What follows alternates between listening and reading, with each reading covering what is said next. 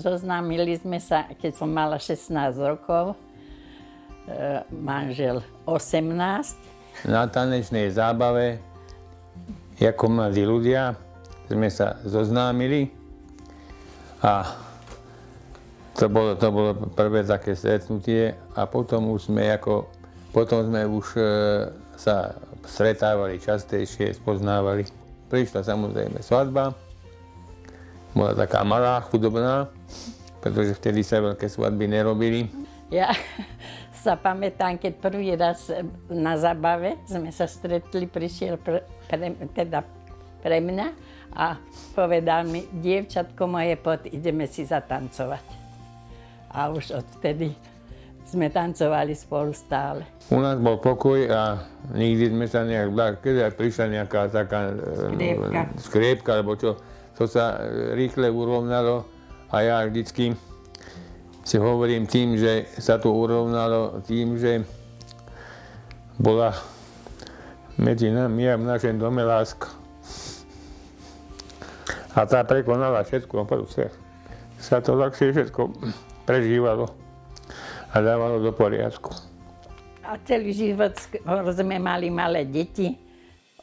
Celých 19 som mala, keď som mala prvé, potom po 7 rokoch ďalšie a v 37 rokoch sa nám narodila dcera ešte.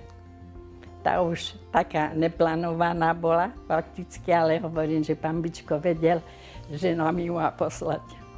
Vždy sme si jeden druhému na poruke, keď treba, pomáhame si. Ja za to, že je veľmi starostlivý, urobí pre nás, pre štyri všetko. Obetuje aj sám seba. Hladí na to, aby sme mali všetko, čo potrebujeme. Treba je lepšie vždy v rovnosti a v láske, aby tí ľudia tú lásku si chránili. Chránili a držali si ju, lebo nič iné drahšie není. Ani bohatstvo, ani peniaze nedajú šťastie. Aby sa mali radi, aby sa k sebe slušne správali, aby si vedeli odpustiť a pochopiť jeden druhého. Aby sa poznali. Nebrali sa hneď proste, áno, toto som si našiel, toto chcem a o to. Poznali sa. Dlhšiu dobu sa spoznávali, prišli na to, kto čo potrebuje, kto aký je vnútri, tuto. No, nič, aby nám to vydržalo. Že si ďakujeme jeden druhému za to, čo máme. Aby nám vydržalo, podaj mi pusku.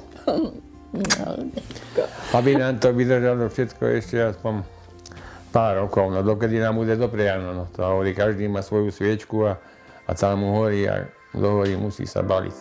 Takže